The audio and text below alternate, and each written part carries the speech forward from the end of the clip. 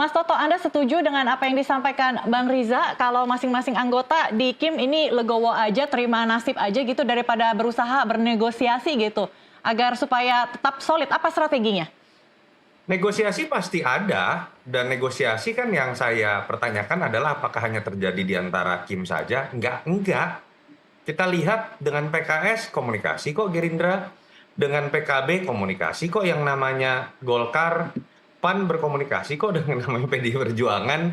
Bedanya apa dengan Pilkada 2020 sebelum ada Kim? Bedanya apa dengan pemilu 2015 sebelum ada Kim? Artinya memang tidak ada tuh yang namanya koalisi Kim di dalam pilkada. Mungkin ya ada beberapa pola yang bisa kita baca, partai-partai di Kim ini bisa cenderung solid. Menurut saya ada beberapa prasyarat. Satu mungkin di level pilgub. Karena memang ada kepentingan ketika berbicara presiden, itu kan kepanjangan tangan langsung itu adalah gubernur. Iya. Beda dengan bupati dan wali kota yang memiliki otoritas Daerah. untuk otonomi daerah. Kepanjangan tangan pemerintah pusat namanya gubernur.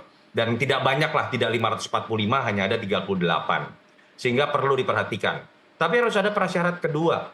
Mungkin Kim akan bisa solid kalau kemudian di situ ada musuh bersama yang kuat, yang notabene tidak berasal dari Kim. Saya sebut saja Jawa Tengah, misalnya ketika PDI Perjuangan itu kandang banteng. Hmm. Ini harus ada prasyarat ketiga juga, ketika di situ tidak ada kader yang kuat atau menonjol di antara salah satu partai. Kenapa Jawa Tengah gampang solid? Karena Ahmad Lutfi tidak mencerminkan kader partai tertentu. Sehingga konflik of interest atau kepentingan ini bisa lebih kecil, tidak ada yang ngiri.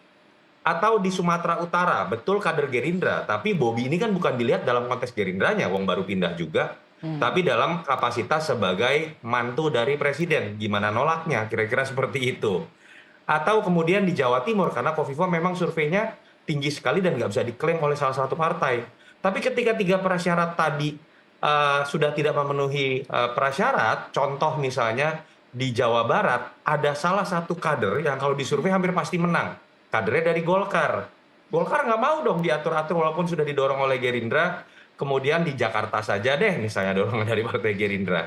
Atau di Jabar misalnya, ketika kemudian Airin memang surveinya sampai saat ini masih sangat kuat. Pada titik itu, kepentingan partai kemudian jauh lebih besar dibandingkan dengan imajinasi bernama Kim tadi. Itu poin saya paling penting pertama. Yang kedua, saya ingin meluruskan juga, apakah kita bisa menilai loyalitas dari kepala daerah terpilih itu dari koalisinya partai apa? Nggak ada hubungannya.